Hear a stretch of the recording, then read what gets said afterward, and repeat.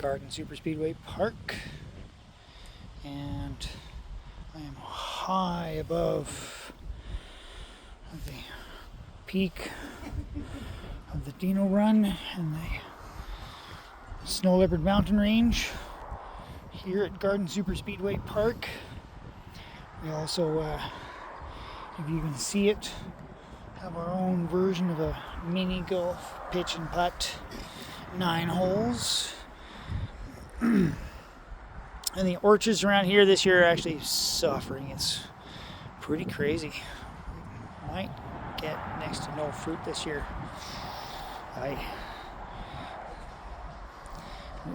Just about nobody's cherries, apricots, peaches, anything like that did anything. Ours just, at least the ones we live on in the orchard, our planting system is being full of bloom, crazy, but nothing. So, anyways, this is a garden report. This is off season for us here at the Speedway. It's all about the gardens and the gardening. I was standing like my feet were on 4th rung, standing tall up and over the flag. So I'm trying to do the homesteading thing too. There's a bit of the homesteading thing. The play park, our own personal playground in the backyard, and our attempts at gardening and being self-sufficiency. So I've seen a few of these guys doing the different extremities or extremes of the homesteading thing. I really like the new guy that's the proclaimed alcoholic. I'm an addict, and he's clearly got money compared to me that has nothing. I think my best years ever were like $3,000 a month, period, Canadian, and that didn't last very long. I'm on government assistance now, but I'm very good. We are very good at putting our own back into it and salvaging materials. We pay for very few materials at all and just work hard at it. Recently I was able to reward myself with a bunch of new rakes or a bunch of new handles and things to plow through it and keep going. So anyway, I treat my dirt almost like a living thing. Here's what I want to try to be a part of the homesteading videos. I also like the guy with Az, who's got all the Az the dog, Lord Minion, and his animals. We have 9 of our own, 9 cats and a dog of our own, and also the guy in the bushes out in the mountains trying to do it and build everything from scratch. So I'm throwing my hat in the ring as another version of it. Trying to do some of the self-sufficiency with the gardening and the growing, and I'm pretty successful with that.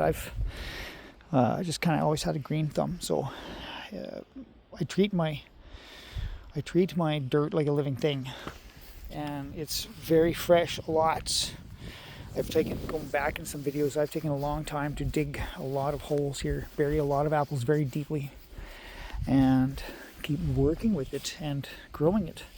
As of now, we need to move some of the lines here. This line has to change by about 3 feet inwards for the tractor drivers that don't understand how to drive the tractor around through here and skip every 3 rows to line up better for the next one.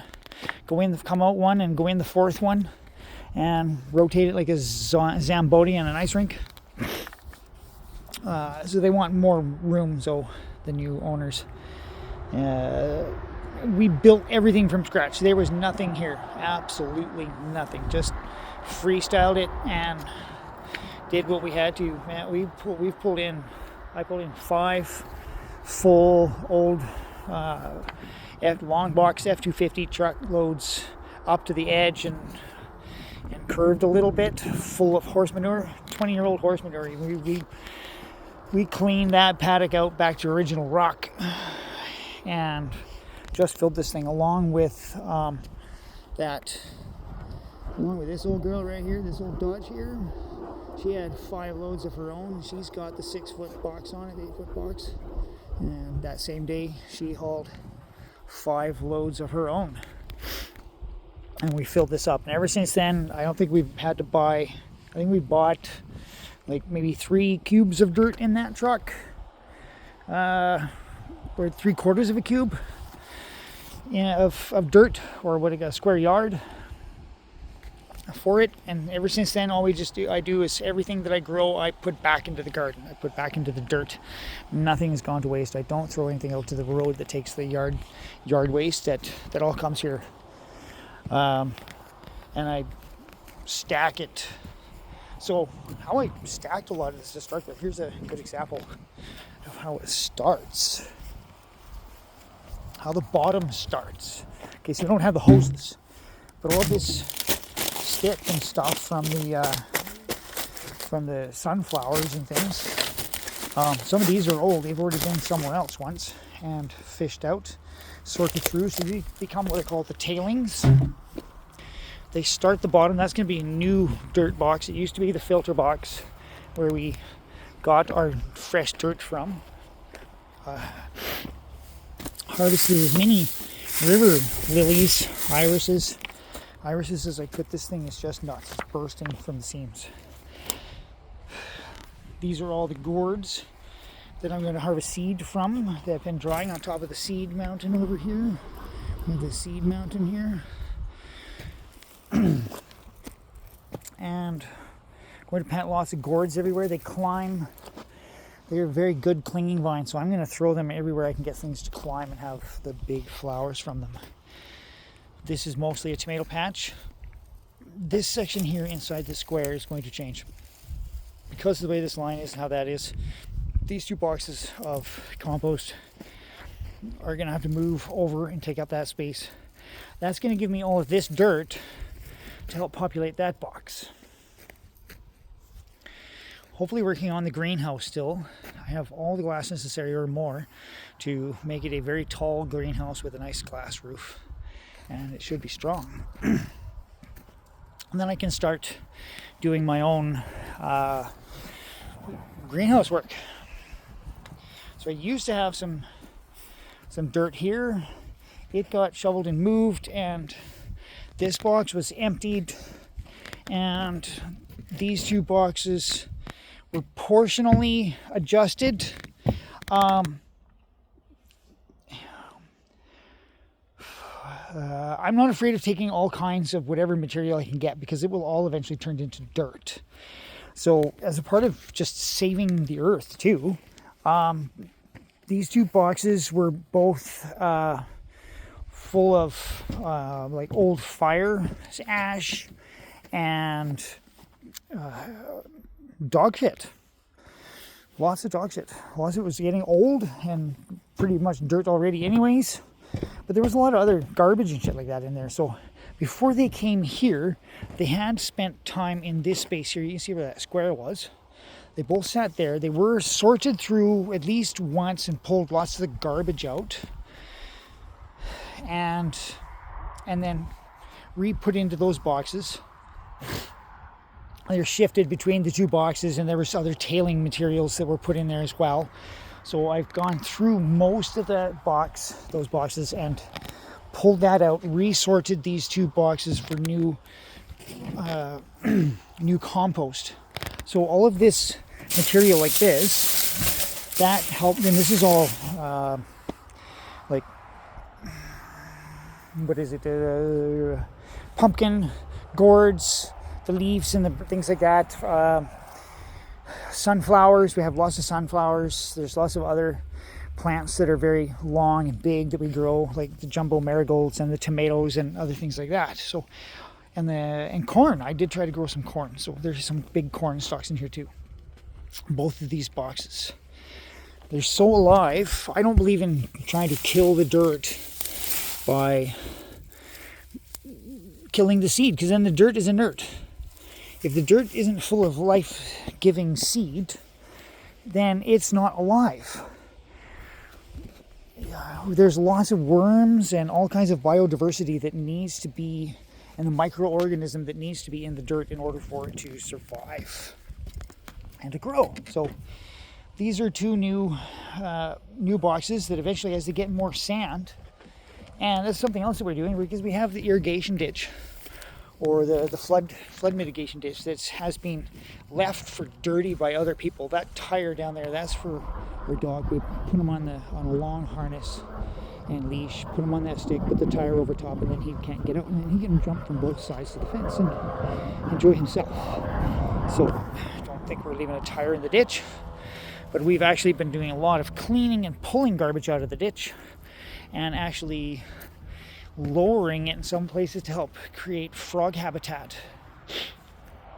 Here's a new section of sunflowers and wildflowers and things that are going to go in, like a privacy wall. Here we salvaged this wood from a sawmill, which is reasonably close sawmill that gives away free wood for firewood, and carry on. So we salvage what wood we can. These are old boxes that we can salvage the plywood from, because plywood is very expensive. Instead of bamboo, I save lots of the sunflowers. I don't think I stored them very well, because they're kind of graying and rotting looking, but it's still a part of the natural element that I'm trying to put into the garden park, because lots of the stuff I want to grow can climb, and then it'll look like all of the stuff from the trees turned into I can't even spit it out. But anyways, so everything has a purpose and a reason. If you have the time and the effort to try to salvage and put it to use properly.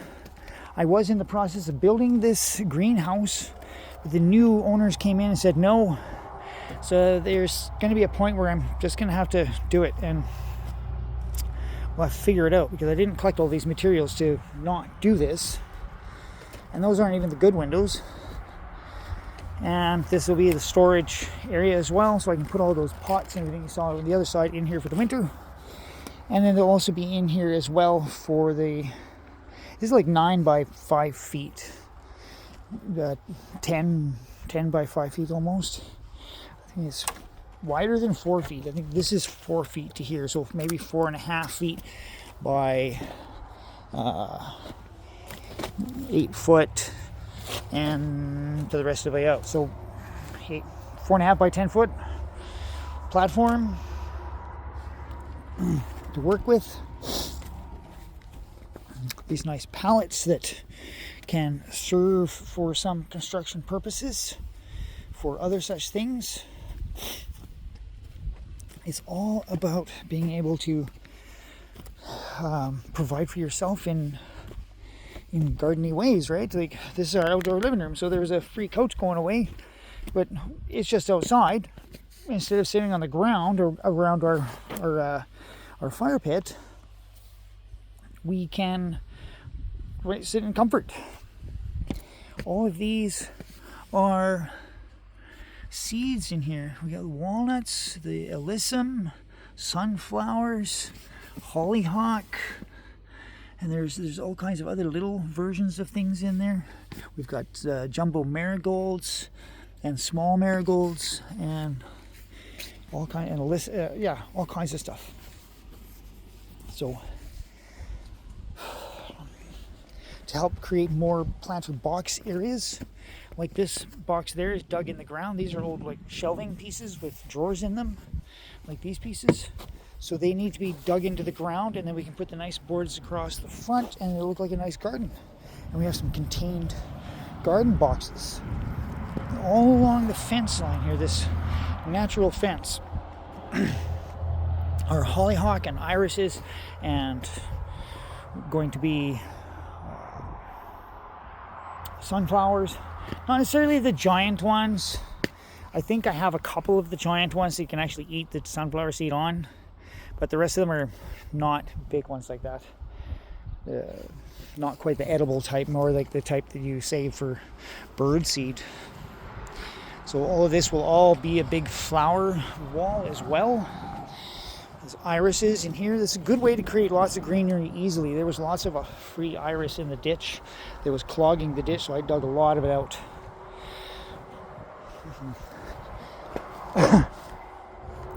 And then I just put a lot of hard effort into it. About all I spend is tape, so I can create the lines and ridges that are necessary to help guide cars in the skate park. Sometimes I buy some paint. We buy lots of screws. But everything else, pretty much, I don't think I've ever really bought any wood. Never actually bought any wood. And the magnificent part about this thing is that it was straight. Look at the conglomerate mess here that I'm managing to hold together, the layers that it took to make it flexible. I made this all one piece laying on the ground. Put the hills in it.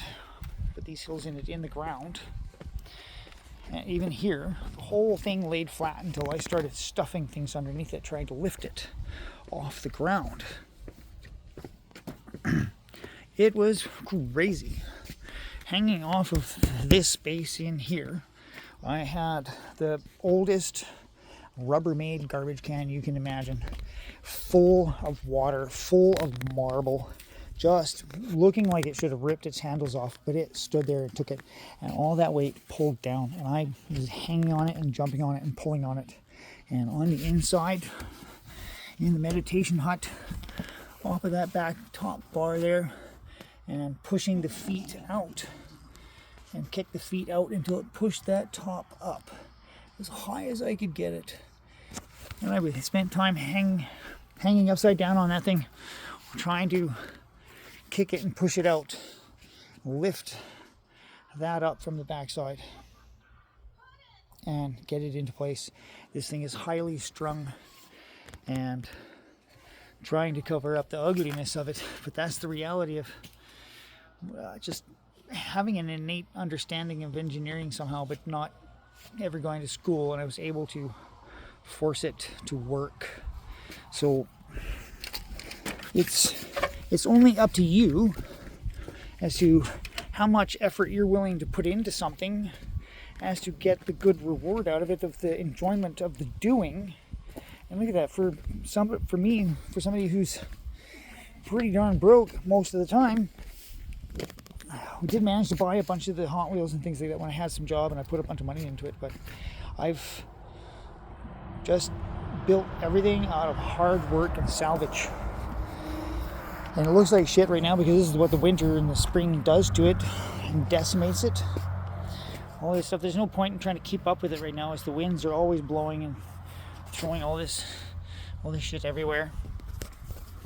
It's going to get into the rainy season, so I still have yet to unwrap the Dino Run. The Dino Run is this is the most protected part because I don't want it to sit and flood in water all the time. So at these joints up here, like you can see inside of that one there are layers of tile to make it thick, and foam to help stop the water and sand from getting underneath it, same as the other end. All of this is going to change.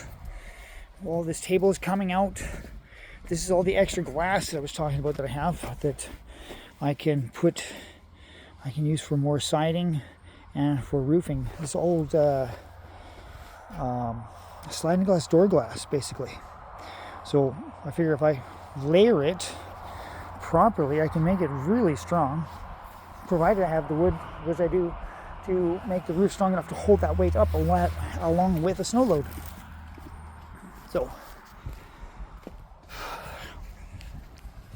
where's us gardening, right? This place is about the gardens. So as we come around to the front yard, and what we're doing lately in the front yard, the new owners have a habit of wanting to dump and leave all their ugly equipment right in front of our faces. So I can't see out that window anymore anyway, so I've put a big bunch of plastic on it, and for the inside filming, right, these old tablecloths, like grandma's old lace tablecloths, a couple of them, so that it has that bit of a, because inside it's Canada's Highway, it's Canada's Slayway, or the Canada Highway 0. Santa's Sleighway, Highway Last Toys. And the cage match is moving in there. So we need that to look like artificial snow falling in the background and block out the sun when it's really bad. Okay, so the front yard. Right, this will all be lots of tomatoes and jumbo irises and all forms of others. These are the irises that are purple, the only ones that we have that are purple. They naturally were here. And so part of the 9-hole golf course that we've kind of built for ourselves, in a sense, is a part of the pitch and putt, or the mini golf version. The front yard can be a bit of a mini golf version, and planning to sort of turn this into a mini golf pool. Like we're gonna have to use the pool cues, or use the putters like pool cues, and do that with the balls to hit the tile, the stone in the middle. So that's a lot of work to go into that. More of the bulbs and flowers in the front yard. It's kind of dark back here, so it's harder to see, but this is the best display of these yellow ones yet. I don't think they were ever deep enough and not warm enough and didn't get enough water. So this year I made a lot of extra effort with that, so they are way better. I'm sure they would be a lot happier if they're out in the front versus here. So this year I'm going to try to make sure that I get them out of this shady spot and put them in the front part of the garden, where they will presumably be much better. Now I want to know, I have all kinds of books and I haven't bothered to look, but I'm wondering if this is a part of what the seed is for these. Is that part of the seed?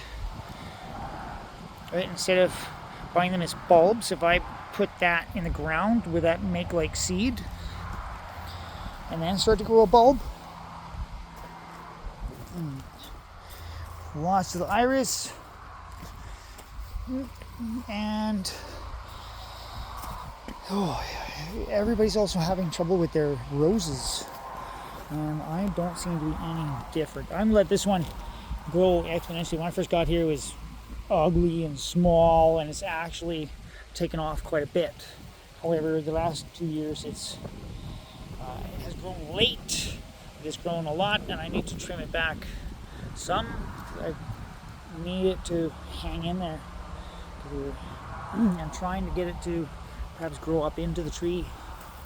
I think that would be much nicer to see the flower up into the tree there. Much needed work to take out a bunch of dead trees and dangerous ones hanging over lines and things. So I've got some work to do this year to try to deal with that. So anyways, back to the garden tour for the Garden Super Speedway Park. And I'm hoping to be able to take the theme of these rocks and run it down the lengthwise there, and they can keep their tools somewhere else. It also blocks the dog's view from his yard out to the road. I want to be able to trim a lot of this out so that he can see through. Good for the dog to be able to see through instead of being blinded there. And that is what we have. This is Garden Super Speedway Park, and this was a garden report. These two boxes, these two frames here, I'm going to repurpose these frames from some kind of shipping into this open space here, and we can use them like having our own private like sandboxes. Things comes to mind. So we can make our own diorama space, have a little private each our own diorama space, and build that into some of this space here, because the truck is getting moved, and we're going to extend that part of the fence and build a chicken coop into the back of the truck and hopefully have some chickens. So this is Garden Super Speedway Park, and that is a garden report. And as things move along and get better, we will get a little bit more precise about what we're doing. This was just a quick overview that's 15 minutes long now, and time to move forward on the day. Okay. Oh, 25 minutes. Ooh, okay. So that's Kevin, Canadian State Garden Super Speedway Park. And this is our version of trying to homestead. Over and out.